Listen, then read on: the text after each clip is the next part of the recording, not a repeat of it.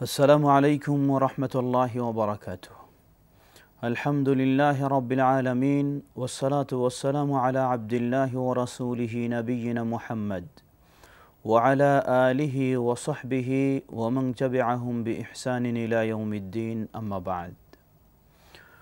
وعن أبي هريرة رضي الله تعالى عنه أن رسول الله صلى الله عليه وسلم قال: أتدرون ما الغيبة؟ قالوا: الله ورسوله أعلم. قال: ذكرك أخاك بما يكره. قيل: أفرأيت إن كان في أخي ما أقول؟ قال: إن كان فيه ما تقول فقد اغتبته، وإن لم يكن فيه ما تقول فقد بهته। رواه মুসলিম। ইসলাম একটি পরিপূর্ণ জীবন ব্যবস্থা। মানুষ সৃষ্টিগতভাবে সামাজিক জীব, সমাজে বসবাস করে, একাকী নয়, শতজনের সাথে। সুতরাং শতজনের সাথে যেন সুসম্পর্ক থাকে, পারস্পরিক যেন ভালো সম্পর্ক, একটা আন্তরিকতা থাকে। এজন্য ইসলাম এমন কতগুলি বিষয় রয়েছে যেগুলির কারণে পারস্পরিক সুসম্পর্ক নষ্ট হয়ে যায়। ইসলাম সেগুলিকে নিষিদ্ধ করেছে, ইসলাম সেগুলিকে অবৈধ বলে ঘোষণা দিয়েছে, ইসলাম সেগুলিকে অপরাধের কাজ বলে চিহ্নিত করেছে। পারস্পরিক সম্পর্ককে অস্ত্রের আঘাতের চেয়েও কিছু কথামূলক কাজ দিয়ে পারস্পরিক সম্পর্ককে নষ্ট করে দেওয়া যেতে পারে। এমনই একটি বিষয় হচ্ছে পরনিন্দা, যেটাকে শরীয়তের পরিভাষায় গীবাত বলা হয়।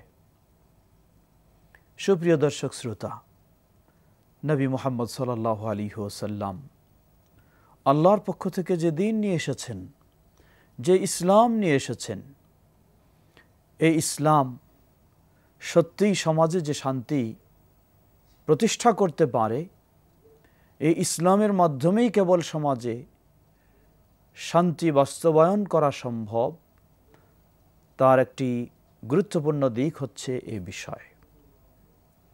মানুষের পারস্পরিক সম্পর্ক কিভাবে উন্নয়ন হবে, কিভাবে একে অপরের প্রতি আরও আন্তরিক হবে, ইসলাম সেই নির্দেশনায় দিয়েছে।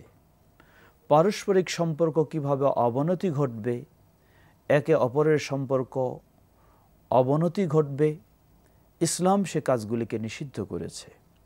সেগুলির অন্যতম কাজ হচ্ছে গীবাত বা পরনিন্দা। আমরা অনেক সময় মানুষ হিসাবেই স্বভাবগত একজন আরেকজনের ত্রুটিগুলিকে তুলে ধরা খুব আনন্দের বিষয় মনে করি, খুব বাহবা পাওয়ার চেষ্টা করি। কে কার ত্রুটি বেশি তুলে ধরতে পারে, কে কার গোপনীয় বিষয়গুলি বেশি প্রকাশ করতে পারে, কে কার দোষগুলি মানুষের সামনে প্রকাশ করতে পারে। বিশেষ করে আমরা যখন কিছু অবসর পাই, সেটা যেই শ্রেণীই হোক, নারী হোক বা পুরুষ হোক, এই অবসর সময়গুলি আমরা একে অপরের দোষ ত্রুটি চর্চা করেই, পরনিন্দা করেই সেই অবসর সময়গুলি কাটানোর চেষ্টা করি। এটি একটি জঘন্যতম অপরাধ, একটি জঘন্যতম কাজ, খারাপ কাজ। এজন্যই ইসলাম নির্দেশনা দিয়েছে। আল্লাহ রাসূল সাল্লাল্লাহু আলাইহি ওয়াসাল্লাম বলেন, মান কানা ইউমিন বিল্লাহ ওয়াল ইয়াউমিল আখির ফালইয়াকুল খায়রা আও লিয়াসমুত। রাওয়াহু আল বুখারী ও মুসলিম। সহিহ বুখারী মুসলিমের হাদিস। আল্লাহ রাসূল সাল্লাল্লাহু আলাইহি ওয়াসাল্লাম বলেন, মান কানা ইউমিন বিল্লাহি ওয়াল ইয়াউমিল আখির, যে আল্লাহ এবং আখিরাতের প্রতি বিশ্বাসী, এই বিশ্বাসী ব্যক্তির আচরণ হবে, আদর্শ হবে, স্বভাব হবে ফালইয়াকুল খায়রা, তার মুখ দিয়ে শুধু ভালো কথাই বলবে। ভালো কথা বলবে সে, যেই কথার মাধ্যমে মানুষ উপকৃত হবে, নিজে উপকৃত হবে, যেই কথার মাধ্যমে পারস্পরিক সম্পর্ক ভালো থাকবে, এই ধরনের কথা বলবে। যদি তার কাছে ভালো কথা না থাকে আউলিয়াসমুত, তাহলে সে যেন নীরব থাকে, চুপ থাকে। এই চুপ থাকাটা তার একাধিক দিক দিয়ে উপকারের বিষয়। খারাপ কথা বলার মাধ্যমে সম্পর্ক অবনতি ঘটবে, নিজেও খারাপ মানুষ হিসাবে পরিচিতি লাভ করবে। অপরপক্ষে চুপ থাকা, নীরব থাকা, এটি তার শারীরিকভাবে সুস্থতার দিক দিয়েও একটি গুরুত্বপূর্ণ বিষয়। তার ব্রেন, মেধা, সেটাকেও শান্ত রাখার দিক থেকেও একটি গুরুত্বপূর্ণ বিষয়। সুপ্রিয় দর্শক, সুতরাং আল্লাহ রাসূল সাল্লাল্লাহু আলাইহি ওয়াসাল্লাম যে আদর্শ আমাদেরকে দিয়েছেন, তার মাঝে নিষিদ্ধ একটি কাজ হলো পরনিন্দা, গীবত। আমরা অনেক সময় মনে করি গীবতের সঠিক পরিচয় আমাদের জানা নেই, এজন্য মনে করি কারো শুধু দোষ ত্রুটিগুলি বর্ণনা করার নামই হচ্ছে, বা তার মাঝে যা নাই সেগুলি বর্ণনা করার নামে হচ্ছে গীবত। না, আপনাকে একটু পরিচয় ভালোভাবে জেনে নেওয়ার চেষ্টা করতে হবে। প্রসিদ্ধ সাহাবী আবু হুরায়রা রাদিয়াল্লাহু তাআলা আনহু তিনি বর্ণনা করেন, রাসূল সাল্লাল্লাহু আলাইহি ওয়াসাল্লাম সাহাবীদেরকে জানানোর জন্য প্রশ্নের মাধ্যমে শিক্ষা দিচ্ছেন। বললেন, আতাদরুনা মাল গীবা, তোমরা কি জানো গীবত কি জিনিস, পরনিন্দা কি জিনিস? ক্বালু আল্লাহু ওয়া রাসূলুহু আ'লাম। সাহাবায়ে কেরামগণ যখন কোনো বিষয়ে জানতেন না, তারা সরাসরি বলতেন যে এই বিষয়ে আল্লাহ ভালো জানেন, অতঃপর আল্লাহর রাসূল ভালো জানেন, আমরা জানি না। এটি একটি ভালো আদবের বিষয়। না জেনে কোনো বিষয়ে কথা বলতে হয় না। বিশেষ করে আল্লাহর পক্ষ থেকে রাসূল সাল্লাল্লাহু আলাইহি ওয়াসাল্লামের কাছে প্রতিদিন ইসলামের বিধিবিধানগুলি একটার পর একটা আসছে, যেগুলি সাহাবীদের জানা নেই। এজন্য সাহাবায়ে কেরামগণ অধিকাংশ সময় জবাবে বলতেন, আল্লাহু ওয়া রাসূলুহু আ'লাম, আল্লাহ অতঃপর আল্লাহর রাসূল তারাই ভালো জানেন ইসলামের এই বিষয় সম্পর্কে। রাসূল সাল্লাল্লাহু আলাইহি ওয়াসাল্লাম বললেন, গীবত হলো যিকরুকা আখাকা বিমা ইয়াকরাহ, আপনি আপনার ভাইয়ের এমন কিছু বিষয় আলোচনায় নিয়ে আসবেন যা সে অপছন্দ করে, বাস্তব তার ভিতরে রয়েছে, কিন্তু সেই বিষয়গুলি আপনি তার অগোচরে আলোচনা করবেন, তাহলে সে এটাকে খারাপ জানে, অপছন্দ করে, পছন্দ করে না। এটার নামই হলো গীবত। তাহলে বোঝা যায় একজন মানুষ, সে হয়তো শ্যামলা মানুষ, ফর্সা নয়, বা বেটে মানুষ, উঁচু লম্বা নয়, বা আরও কিছু তার শারীরিক যে সমস্ত ত্রুটি রয়েছে, এগুলি যদি তার অবর্তমানে অনুপস্থিতিতে আপনি মানুষের সামনে এমনভাবে তুলে ধরেন যা সে অপছন্দ করবে, তাহলে অবশ্যই এটাও গীবত। ঠিক কথাবার্তা, চালচলন, আচার আচরণ ইত্যাদি আরও আনুষঙ্গিক যে সমস্ত বিষয়গুলি রয়েছে, তার অনুপস্থিতিতে আপনি কারো কাছে তুলে ধরবেন, সে এগুলি অপছন্দ করে, এটার নামই হলো গীবত। আমরা অনেক সময় মনে করি যেটা তার মাঝে নাই সেটা বর্ণনা করা গীবত না, সেটা তো আরও জঘন্যতম অপরাধ। আল্লাহ রাসূল সাল্লাল্লাহু আলাইহি ওয়াসাল্লাম বললেন, যিকরুকা আখাকা বিমা ইয়াকরাহ, তোমার ভাই যা অপছন্দ করে এমন তার মাঝে রয়েছে এমন কিছু বিষয় উপস্থাপন করা, তার অগোচরে, তার অনুপস্থিতিতে বর্ণনা দেওয়া, এটার নামে হলো গীবত। জিজ্ঞাসা করা হলো, আফারাইতা ইন কানা ফি আখি মা আকুল, প্রশ্ন করে বসলেন সাহাবীরা, হে আল্লাহ রাসূল সাল্লাল্লাহু আলাইহি ওয়াসাল্লাম, আমি আমার আরেক ভাইয়ের যে কথাগুলি বলছি এগুলি যদি বাস্তব তার ভিতরে থাকে, তাহলেও কি গীবত হবে? রাসূল সাল্লাল্লাহু আলাইহি ওয়াসাল্লাম বললেন, হ্যাঁ, ইন কানা ফীহি মা তাকুলু ফাকাদ ইগতাবতা, তুমি যা বলছো এগুলি যদি তার মাঝে থাকে তাহলে এটার নাম হলো গীবত। কিন্তু সে অপছন্দ করে, তার প্রশংসনীয় ভালো দিকগুলি যদি তুমি ধরো, যা সে অপছন্দ করে না, পছন্দ করে, এটা গীবত নয়। কারণ এটার কারণে সম্পর্ক নষ্ট হবে না, সে আরও আনন্দিত হবে, আপনাকে আরও ভালো জানবে, ভালো বলবে যে সে আমার ভালো ঘনিষ্ঠ মানুষ, সে আমার কল্যাণ চায়। কিন্তু আপনি যখন তার অবর্তমানে তার মাঝে রয়েছে এমন বিষয়গুলি তুলে ধরবেন যা সে অপছন্দ করে, এর কারণে আপনার সাথে তার সম্পর্ক নষ্ট হবে। যার কাছে তুলে ধরছেন তার সাথেও তার সম্পর্ক নষ্ট হবে। আল্লাহ রাসূল সাল্লাল্লাহু আলাইহি ওয়াসাল্লাম বললেন, তার মাঝে যা রয়েছে এটা যদি তুমি তার অগোচরে, তার অনুপস্থিতিতে বর্ণনা দাও, এটার নাম হলো গীবত, এটা পরনিন্দা। এরপরে বললেন, জেনে রাখো, ওয়া ইন লাম ইয়াকুন ফীহি মা তাকুলু ফাকাদ বাহাত্তা, আর তুমি এমন কিছু যদি বলো যা তার মাঝে নাই, যেই আচরণ তার মাঝে নাই, যেই খারাপ আচরণ বা যেই বৈশিষ্ট্য বা যেই স্বভাবগুলি তার মাঝে নাই, এরপরও তুমি বলতেছো তার বিষয়ে, তাহলে এটি যেন তার প্রতি মিথ্যা অপবাদ দেওয়া, এটি আরও জঘন্যতম অপরাধ। সুপ্রিয় দর্শক শ্রোতা, আসুন, ইসলাম কত না শান্তির জীবন ব্যবস্থা। পারস্পরিক মানুষের সম্পর্ক কিভাবে সুন্দর করা যায়, কিভাবে মানুষ একে অপরের প্রতি আন্তরিক হয়, কিভাবে মানুষ পরস্পরে হিতাকাঙ্ক্ষী হয়, ইসলাম সে বিষয়গুলিকে গুরুত্ব দিয়েছে। যার কারণে ইসলাম এই ভয়াবহ ব্যাধি, এই ভয়াবহ রোগ, যেটার কারণে পারস্পরিক সম্পর্ক নষ্ট শুধু নয়, পরস্পরে দাঙ্গা হাঙ্গা যত রকমের বলেন সবগুলি এ কারণেই সৃষ্টি হতে পারে। আপনি একজনের অগোচরে এই ধরনের তার বিষয়গুলি আরেকজনের কাছে তুলে ধরবেন, এটি যখন তিনি জানবেন, তিনি আপনার প্রতি কি আচরণ, আপনাকে কি মনে করবেন, যার কাছে তুলে ধরলেন তাকে কি মনে করবেন। আর এভাবে একজন আরেকজনের দোষ ত্রুটিগুলি প্রচার করতে করতে এমন পর্যায়ে পৌঁছে যায়, যেই দোষ ত্রুটিগুলি আসলেই প্রথমে হয়তো তার মাঝে কিছু ছিল, পরে এটিকে বিস্তার ছড়াতে ছড়াতে এমন পর্যায়ে চলে গেছে যেগুলি মনে হয় তার মাঝে কিছুই নেই, কিন্তু সেগুলি তার নামে বলা হয়। আজকে এই গীবত বা পরনিন্দা, এটাকে আমরা অনেকে হাতিয়ার হিসেবে ব্যবহার করেছি নিজের প্রতিষ্ঠিত হওয়ার জন্য। হতে পারে সেটি ব্যক্তি হিসাবে, হতে পারে সেটি দলীয় হিসাবে, হতে পারে সেটি রাজনৈতিক ফিল্ডে, হতে পারে সেটি আরও যে কোনো ফিল্ডে, আরও যে কোনো ক্ষেত্রে আরেকজনকে হেয় করার জন্য, আরেকজনকে তুচ্ছ করার জন্য, আরেকজনের মানহানি করার জন্য আমরা আজকে এই পরনিন্দার কর্মগুলিকে বেছে নিয়েছি। এটি খুবই খারাপ বিষয়, লজ্জাজনক বিষয়, দুঃখজনক বিষয়। কোনো বিবেকবান মানুষ, তিনি রাজনীতিবিদ হলেও এ কাজ করবেন না, শিক্ষাবিদ হলেও এ কাজ করতে পারেন না।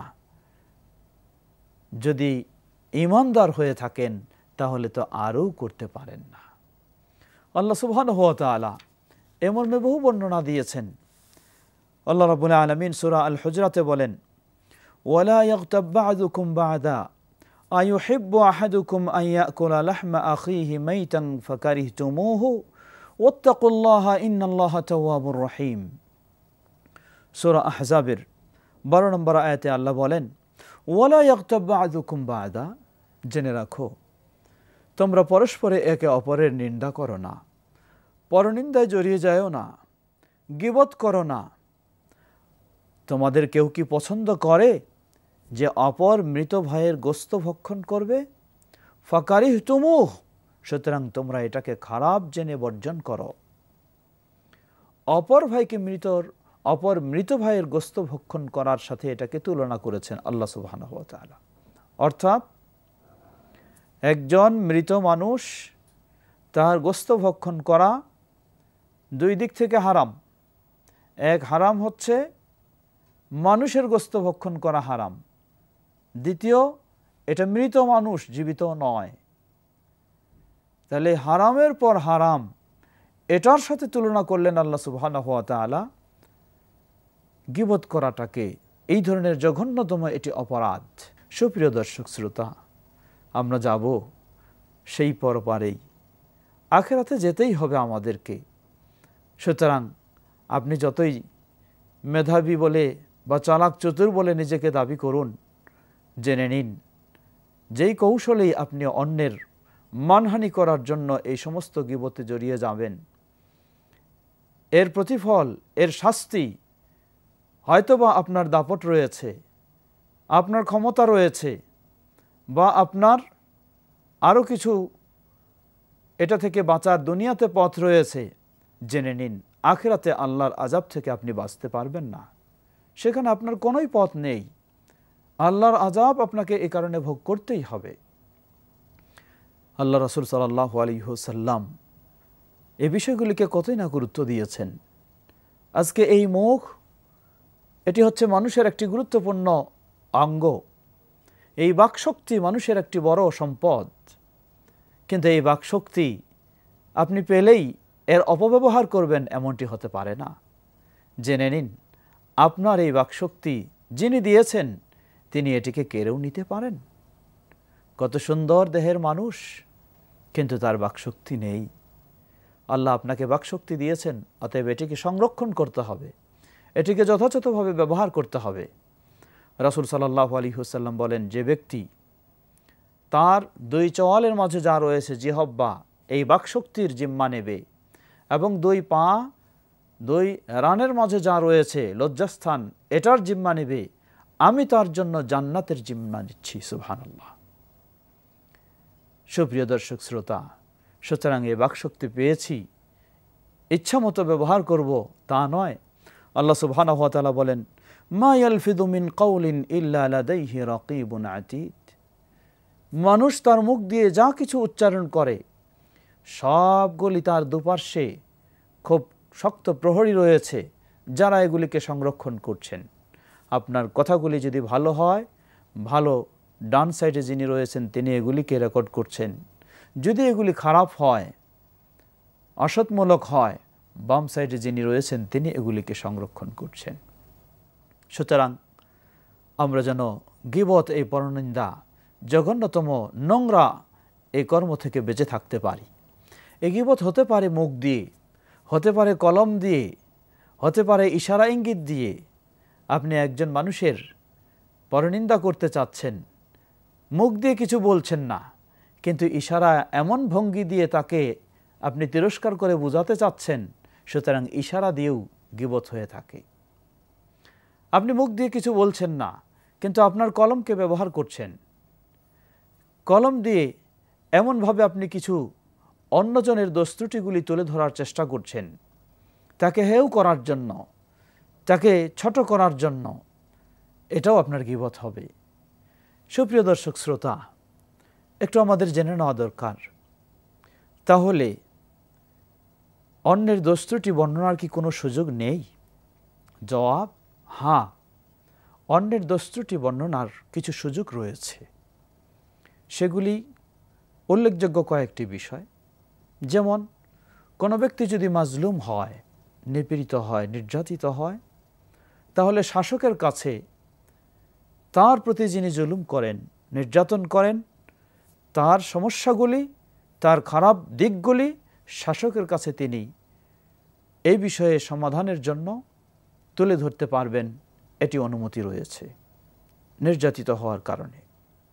ঠিক তেমনইভাবে কোনো ব্যক্তি যদি অপরাধী হয়ে থাকে, যা মানুষের জন্য ক্ষতিকারক ব্যক্তি, তার ক্ষতি থেকে মানুষকে বাঁচানোর জন্য, মানুষকে সতর্ক করার জন্য তার এই খারাপ দিকগুলি তুলে ধরা, বর্ণনা করা যাবে।